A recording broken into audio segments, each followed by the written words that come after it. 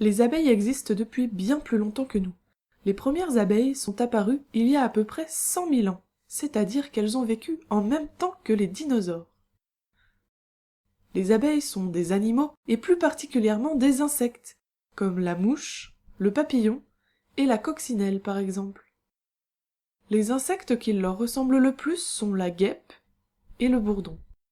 Tous ensemble, ils forment la superfamille que les scientifiques appellent apoïdes. Mais des abeilles, il y en a beaucoup. En France, on peut en trouver près de 1000 espèces différentes. Beaucoup ne ressemblent pas à celles que tu connais. Elles vivent seules et ne font pas de miel.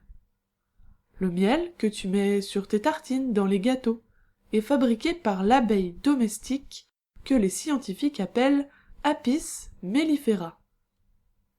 Il n'y a pas que le miel qui est convoité par l'homme. On récolte aussi d'autres produits de la ruche, comme le pollen, la gelée royale qui est la nourriture des larves et de la reine, la propolis qui est le ciment des abeilles, la cire avec laquelle elles construisent les alvéoles, et enfin le venin que tu sens lorsque tu te fais piquer. C'est l'apiculteur qui élève les abeilles pour récolter tous ces produits. Il donne une maison aux abeilles, la ruche, et les aide à se protéger des maladies. En échange, chaque année, l'apiculteur prend une partie du miel et des autres produits. As-tu déjà regardé une abeille de près? Son corps est découpé en 3 parties. La tête qui porte les yeux, les antennes et la bouche avec une trompe, le thorax qui porte les 3 paires de pattes et les 2 paires d'ailes, et l'abdomen au bout duquel on trouve le dard. Attention, il ne faut pas confondre l'abeille et la guêpe. De couleur moins vive que la guêpe, l'abeille est aussi beaucoup plus poilue. Elle est également moins agressive, car quand elle pique, elle perd son dard et meurt. Elle ne pique donc que pour défendre la ruche. Qu'est-ce qu'on trouve si on ouvre une ruche? Comme on l'a dit tout à l'heure, les abeilles vivent en colonies. Elles sont vraiment très nombreuses. Jusqu'à 80 000. Dans la colonie, il n'y a qu'une seule abeille qui pond des œufs, c'est la reine. C'est la mère de toutes les abeilles de la ruche. Elle vit très longtemps, presque 5 ans. Elle sort une seule fois pour rencontrer les mâles pendant le vol nuptial. Ensuite, elle rentre à la ruche et passe son temps à pondre. En été, elle peut pondre jusqu'à 2000 œufs par jour. On la voit ici au milieu. Elle est plus grosse que les autres et n'a pas de rayures noires sur l'abdomen. Quand la reine pond un œuf, il éclot au bout de 3 jours. Ce n'est pas une abeille qui en sort, mais un petit ver tout blanc. C'est une larve. Elle ne va faire que manger et va devenir 1000 fois plus grosse en quelques jours seulement. Ensuite, elle va s'enrouler dans un cocon de soie et va se transformer. Quand elle ressort, c'est une abeille adulte. Ça s'appelle une métamorphose, comme chez le papillon. Sur cette photo, on peut voir la naissance de 2 abeilles adultes qui perforent le bouchon de cire pour sortir de l'alvéole après leur transformation. Dans la ruche, on trouve aussi des abeilles mâles, les faux bourdons. Incapables de se nourrir tout seuls, ils servent seulement à féconder la reine pour qu'elle puisse pondre des œufs. Ils ne sont pas très nombreux, seulement quelques centaines. Donc, dans la très grande colonie, il y a une seule reine et seulement quelques faux bourdons. Mais alors, qui sont toutes les autres abeilles? Ce sont les ouvrières. Elles vivent seulement quelques semaines et passent leur vie à travailler pour la ruche. Avant de sortir de la ruche, une ouvrière va faire plusieurs métiers. Au début, elle commence par faire le ménage dans la ruche. Elle est nettoyeuse. Il faut ensuite qu'elle s'occupe des larves. Elle est nourrice. Puis elle devient architecte et construit les alvéoles de cire. Après, elle garde l'entrée de la ruche. Elle est la gardienne de la colonie.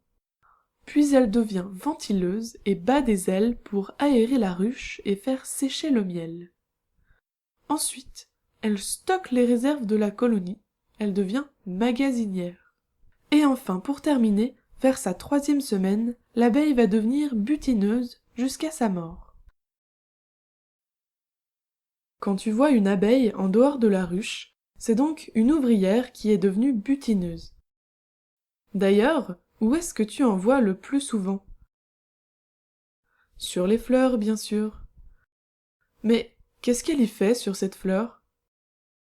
Le rôle de l'abeille butineuse, c'est de rapporter à manger à la colonie. Elle vient donc chercher du pollen et du nectar sur les fleurs. Le nectar, c'est un liquide très sucré qu'elle aspire avec sa trompe. Il va ensuite être transformé en miel. Les fleurs fabriquent le nectar exprès pour les abeilles, car elles ont besoin d'un service en échange, le transport du pollen. Pour mieux comprendre, voyons voir ce qu'est vraiment une fleur. La fleur, c'est l'organe de reproduction d'une plante. Chez les plantes aussi, il y a des mâles et des femelles. Dans la fleur de la plante mâle, on trouve des étamines qui portent le pollen. Ce sont de petits grains très légers. Dans la fleur de la plante femelle, on trouve un pistil et à l'intérieur des ovules. Lorsque du pollen arrive sur le pistil, il va descendre jusqu'à l'ovule. Ils vont alors fusionner, ça s'appelle la fécondation, et vont former une graine. Cette graine va donner une nouvelle plante. La plupart du temps, les plantes à fleurs sont hermaphrodites, c'est-à-dire qu'elles sont à la fois mâles et femelles, comme les escargots. Elles ont donc un pistil et des étamines. Comme les escargots, les fleurs ne peuvent pas se reproduire toutes seules. Elles ont besoin d'être deux. Le transport du pollen de l'étamine jusqu'au pistil, ça s'appelle la pollinisation. Mais il y a un problème. Une plante à fleurs, ça ne peut pas bouger. Alors comment fait le pollen pour passer de fleur en fleur? Certaines fleurs ont un pollen très léger qui s'envole avec le vent. Mais il faut beaucoup de pollen pour que seulement quelques grains arrivent à destination. D'autres fleurs fabriquent du nectar pour attirer les insectes, comme par exemple les abeilles. Elles le cachent tout au fond pour que l'abeille soit obligée de se frotter aux étamines. Des grains de pollen vont alors tomber sur son dos. Accrochés à ses poils, ils vont être transportés jusqu'à une autre fleur que l'abeille va féconder en se frottant au pistil. Cette relation entre les fleurs et les abeilles est bénéfique pour tout le monde. L'abeille se nourrit et la fleur est pollinisée. C'est donc grâce aux abeilles et aux autres insectes pollinisateurs que beaucoup de plantes se reproduisent. C'est aussi grâce à eux que nous avons des fruits qui sont fabriqués par la plante pour protéger la graine. Malheureusement, les abeilles ne vont pas bien. Elles sont de moins en moins nombreuses. Si elles disparaissaient, beaucoup de plantes risqueraient de disparaître aussi. On ne pourrait plus manger certains fruits, comme par exemple les tomates, les carottes, les poires ou encore les courgettes. Il n'existe pas une cause unique au déclin des abeilles. Il serait lié à plusieurs facteurs. Par exemple, les hommes ont amené des espèces prédatrices ou parasites d'autres pays et les abeilles ne savent pas comment se défendre contre elles. Le frelon asiatique mange les abeilles en les chassant devant la ruche. Le varroa les vampirise et les affaiblit. Les pratiques agricoles sont aussi mises en cause. Si on fauche les champs trop tôt dans l'année, on risque de couper les plantes avant qu'elles aient eu le temps de faire des fleurs. Les abeilles ne pourront pas s'en nourrir et les plantes ne pourront pas se reproduire. Faire de grands champs avec une seule espèce est mauvais aussi. Ça s'appelle la monoculture. Le problème, c'est que comme c'est la même espèce, toutes les plantes vont fleurir en même temps. Mais après, il n'y aura plus aucune fleur. De plus, les abeilles ont besoin de pollen de plusieurs espèces pour pouvoir être en bonne santé. Les pesticides semblent eux aussi responsables. Certains agissent sur le cerveau des abeilles qui n'arrivent plus à retrouver le chemin de la ruche.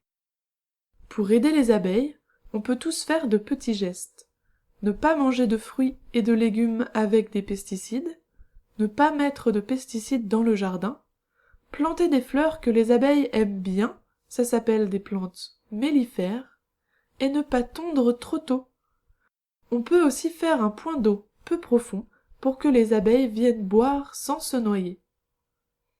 Il faut aussi manger du miel pour aider les apiculteurs, et surtout, il faut en parler autour de vous.